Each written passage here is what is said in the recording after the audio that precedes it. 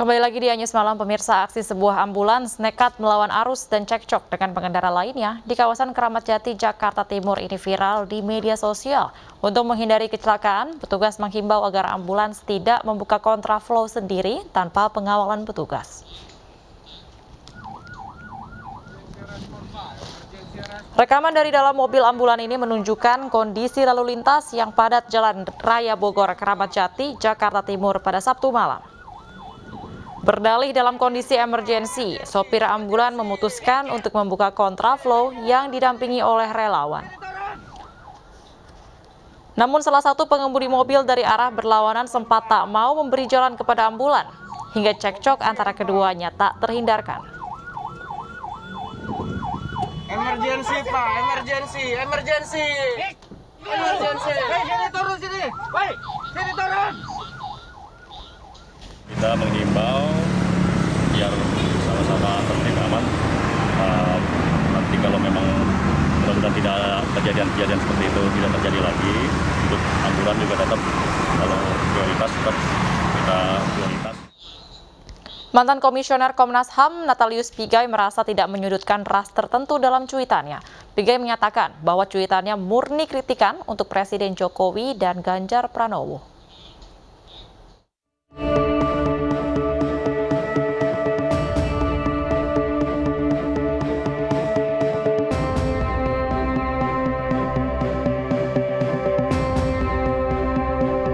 Mantan Komisioner Komnas HAM Natalius Pigai menjadi sorotan karena dinilai menyampaikan pesan rasialisme terhadap Presiden Joko Widodo dan Gubernur Jawa Tengah Ganjar Pranowo. Pesan rasialisme Pigai disampaikan di media sosial medianya dengan mengunggah video kunjungan Ganjar Pranowo ke Papua. Mantan Komisioner Komnas HAM ini menambahkan tulisan agar tidak mempercayai Ganjar dan Presiden Jokowi. Ia juga menyinggung soal pembunuhan rakyat Papua. Namun belakangan, Pigai membantah dugaan bahwa telah menyampaikan pesan rasialisme kepada Presiden Jokowi dan Gubernur Jawa Tengah Ganjar Pranowo. Ia hanya menyebut daerah asal Jokowi dan Ganjar. Pigai juga menambahkan unggahan sosial medianya itu dibuat untuk mengkritik sistem politik Indonesia. Menurutnya saat ini menimbulkan ketimpangan kesempatan dalam berpolitik karena selama ini kepala negara dan 28 menteri berasal dari suku Jawa. Unggahan Natalius Pigai yang diduga menyampaikan pesan rasialisme terhadap Presiden Jokowi dan Ganjar Pranowo ini menuai sorotan. Namun mantan Komisioner Komnas HAM itu membantahnya dan menyebut unggahan di sosial medianya itu merupakan kritik untuk sistem politik Indonesia. Saya itu kan yang pertama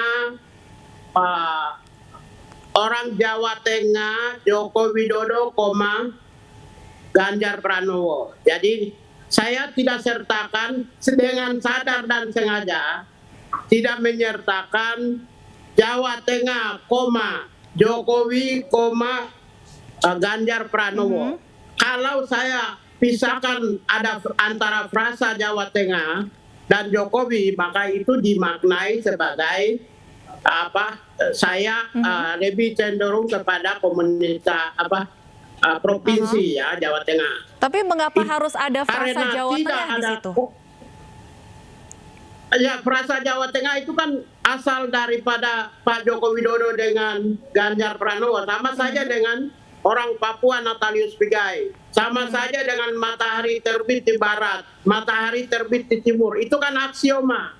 Sebuah kebenaran yang tidak perlu melakukan pembuktian, penyelidikan.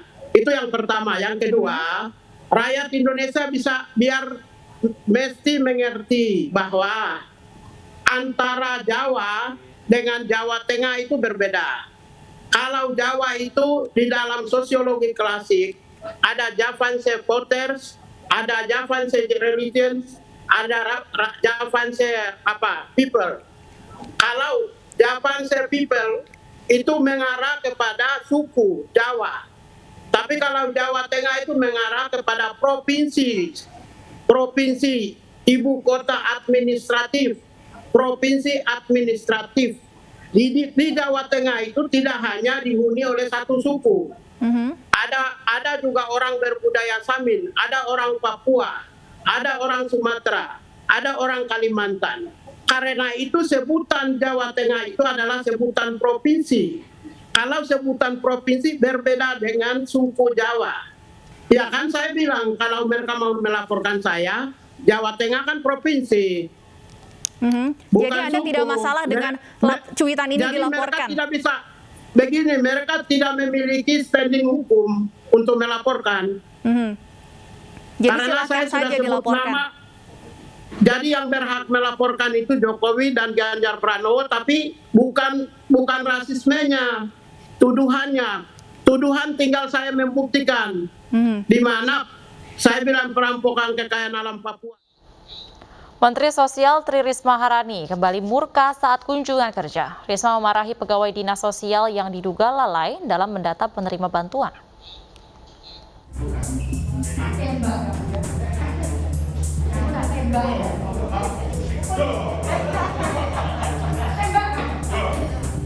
Inilah aksi Menteri Sosial Tri Risma hari ini saat rapat pemaparan data penerima bantuan sosial di Gorontalo beberapa waktu lalu. Risma geram lantaran salah seorang pegawai Dinsos menganggap ketidaksesuaian antara saldo dan data penerima bansos sebagai hal biasa. Menurut Risma, data adalah hal yang sangat krusial dan rentan menjadi fitnah. Menanggapi kemarahan Risma, Gubernur Gorontalo merasa prihatin dan tersinggung serta meminta Presiden Jokowi untuk mengevaluasi sikap Risma. Videonya sangat tersinggung dan saya tidak bisa memprediksi seorang ibu menteri sosial lagi itu memperlakukan hal yang begitu. Contoh yang tidak baik. Saya juga suka emosi kalau nanti beres. Tapi tidak seperti itu, karena kita ini pangkat jabatan apa ini harus kita jaga. Tidak ada artinya pangkat jabatan ini sementara aja yang kita jangankan. Mau jadi presiden, menteri, apa segala gubernur, biasa-biasa dengan masyarakat. Kalau memang toh salah di depan umum lagi, dipermalukan di depan umum, disuruh keluar, diusir. Sangat menyayangkan. Ya, saya minta agar Pak Presiden, Wakil Presiden, Pak Seknek. Sebelumnya keributan sempat terjadi usai Menteri Sosial Tri Risma hari ini menyerahkan bantuan secara simbolis kepada korban banjir di Desa Kayu Bulan, Kecamatan Limboto, Gorontalo. Warga mendesak agar Dinas Sosial segera menyalurkan bantuan kepada warga yang membutuhkan sesuai jumlah kepala keluarga yang terdampak. Warga khawatir jumlah bantuan akan berkurang jika disalurkan melalui Dinas Sosial setempat.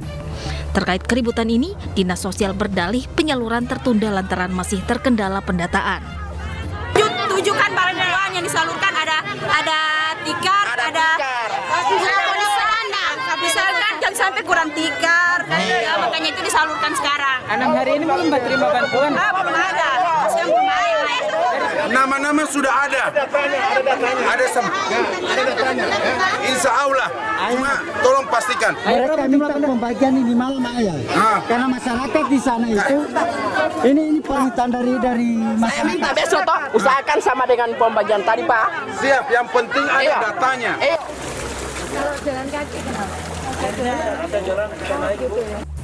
Sebelumnya dengan menggunakan perahu karet, Menteri Sosial Tri Risma hari ini menyerahkan bantuan untuk korban banjir dan longsor yang menerjang 2 desa di Gorontalo.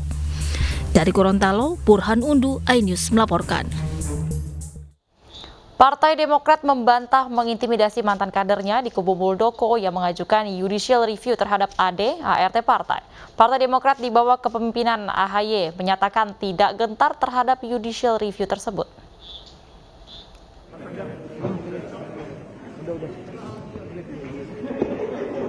Kepala Badan Komunikasi Strategis DPP Partai Demokrat, Hersaki Mahendra Putra, memastikan pihaknya tidak pernah menghalangi upaya judicial review terhadap AD ART, partai yang dilayangkan mantan kadernya yang kini di kubu Muldoko.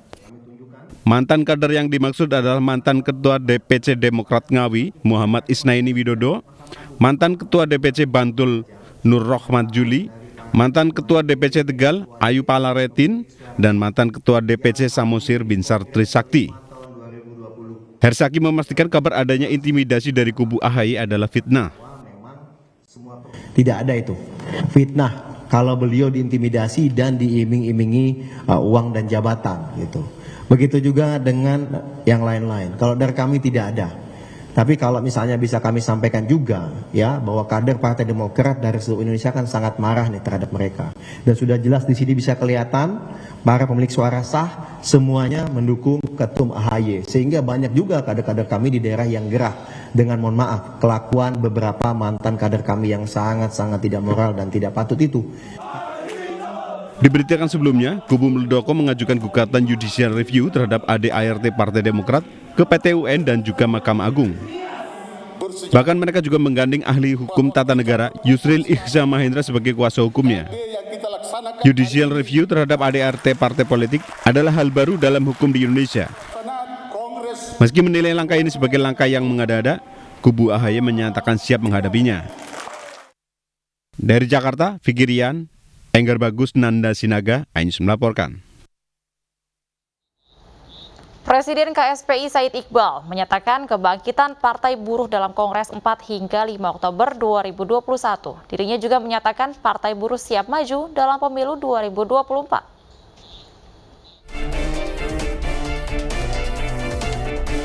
Sejumlah organisasi serikat pekerja akan membangkitkan kembali Partai Buruh.